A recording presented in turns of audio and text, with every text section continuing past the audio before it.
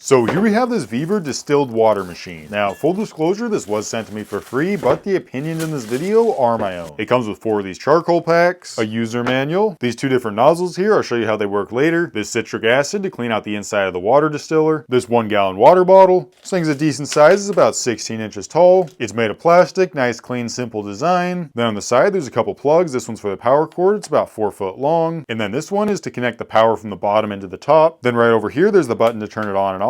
And then on the front, there's a reset switch. It has this handle to help you pull the top off. You can see the inside here is all stainless steel. Same with this top piece that has a silicone seal that is removable if you need to clean it. And then over here is the water spout. This water distiller has a max capacity of 4 liters or about 1 gallon. And it can distill a little bit more than 1 liter per hour. So about 3.5 hours for 1 full gallon bottle. But now let me go ahead and show you how to use it. All right, so first we're gonna take the top off and then pour in regular old cold water to the full line. Make sure not to go past this. Then we can put the top back on, take one of these little activated carbon packets, stick it in here, and then clip it into the pour spout just like this. Then unscrew the cap from the bottle, set on this sort of guide piece, and then slide it into the funnel. You can see how there's a little pour spout here that this nicely fits into. Then we can plug it in and turn it on using a little switch at the back. You can see the fan start up here so you know it's on. And as far as the noise it makes, all it is a fan. It's not what I would call quiet, but it's also not loud.